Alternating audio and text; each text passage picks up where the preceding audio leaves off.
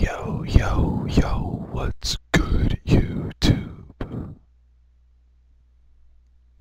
I'm just chilling here, making another vid for y'all. I don't say y'all at all, actually. That's kind of interesting. When you meet people or talk to people that are from an area that's not near yours, they use words that are totally different. Sort of like when I was clowning on those Arizonians, and the people from California, like, for sure. Everything's for sure. I guess that's how they roll. But I say different things like that too. I'll be like, yeah, that's mad funny. That's mad funny. I say mad. It's a New York thing, I think. No one else says mad unless it means something different. So I go out there, I'm like, yeah, that's mad funny. They're like, I don't, what? I'm like, yeah, don't worry about it, I guess.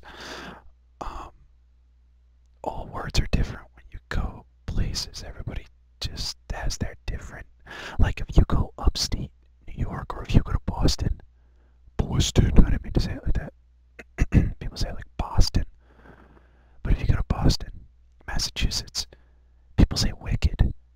They're like, yeah, dude, that's wicked cool. I'm like, wow, dude, you're wicked dumb sounding. And they're like, yeah, thanks. But it's all different. Everywhere is to use different, like, adjectives or what is described to be cool. I brought this back. I brought bitchin' back. I'm like, wow, dude, that's really bitchin'. Yeah, you guys could start saying that if you want, but you'll think of me every time you say it.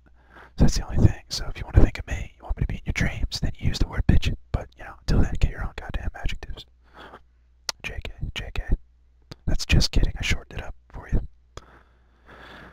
So, I had something interesting go down in recent months. I actually, because I'm a little bit into the music scene, I do follow a little bit of what we like to call casting calls.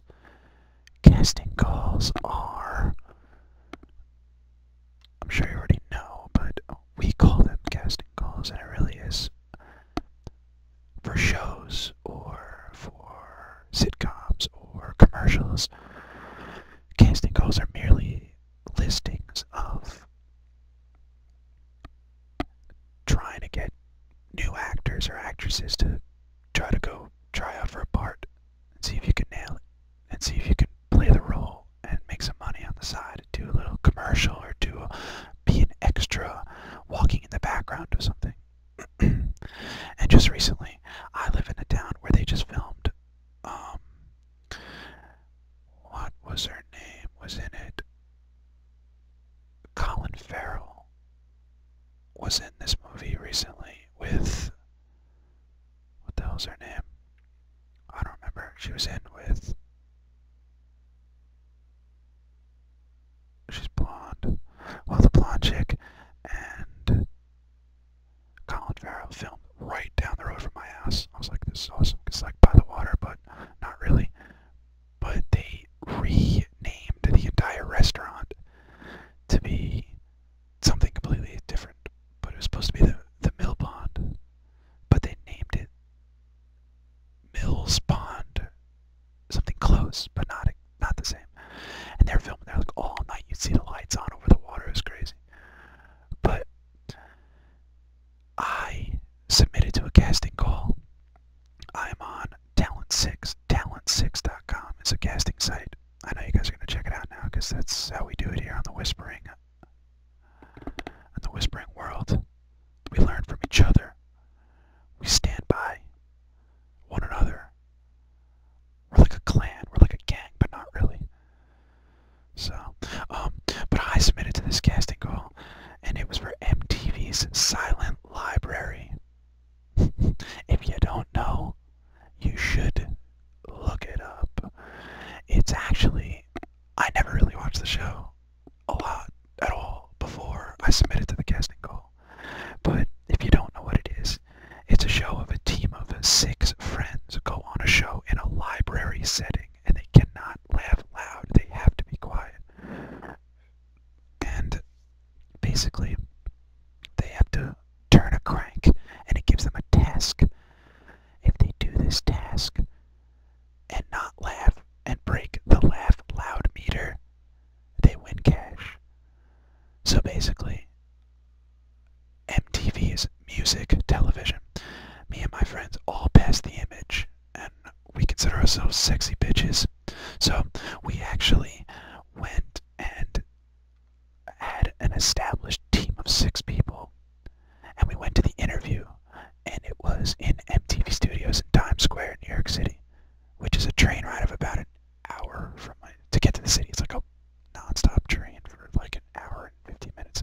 I made that up. It's not even a non-stop train. It has like 50 stops on it, but I try to sleep and pretend there's no stops. But well, we got there and all the challenges were food challenges on the interview day. I was like, oh god damn it. They're like, okay, next up, you're gonna have to eat a can of sardines, raw sardines. And we are going to film your reactions. I was like, oh my god. Well, I happen to be the one to draw the sardine card. My friend tops this sardine off with this golden gut crap liquid that was in the can, and he dumps it all over, smothers this gigantic fish. It's still the skin on it. I was like, oh my god, I'm gonna vomit. I'm like, I totally deserve this. I got us all on the show. I totally deserve this. I put it in my mouth. I could not chew it and swallow it. All my friends were cracking up and like holding my mouth shut to make me taste the awfulness. It was the funniest thing ever. Long story short, we made it on the show. They were like, you guys were so funny. You're in. We made it on the show. Keep an eye out for us. It airs literally like once a week here. Everyone's hitting me up. Yo, you're on Silent Library. I'm like, yeah, unfortunately, yes. I don't really know if I'm proud of it, but I think I am. But on the show, it was all 80% physical challenges and like 20% food challenges. So we got a lot of money out of it. We nearly made like $5,000 doing it. It was awesome. We're like, wow, that was a lot of fun. The problem was I could never find the skull. You have to pick the skull and crossbones to be the one that has to do the task. I could never find the goddamn skull. Couldn't find it. All my friends got everything. Everyone's like, wow, man, way to nut up your team. I'm like, asshole, I got him on the show. How about that for helping him? All right, get off my back. And then I headbutted him, so he's still in the hospital with a broken nose.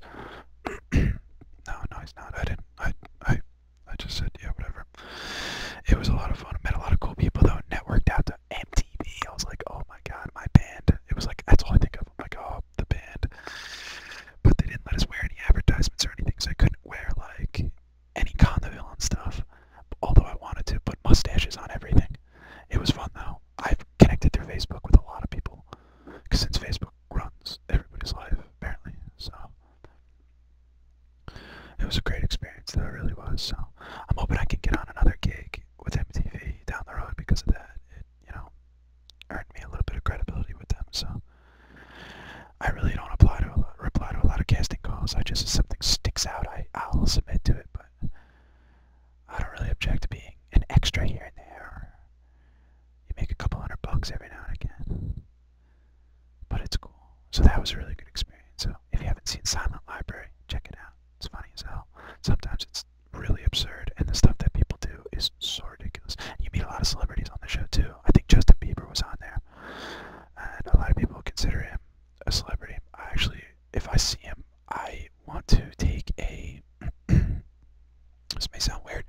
I want to take a hair buzzer like they do on Jackass, and I want to take like 4 chunks out of his head and be like, yeah, what now, Justin Bieb? You're a tool. Go home. That's really mean, I know. But like, really, seriously, is everyone done with this kid yet? Like I am. I'm like, dude, I don't care. I don't like your face. But it's okay.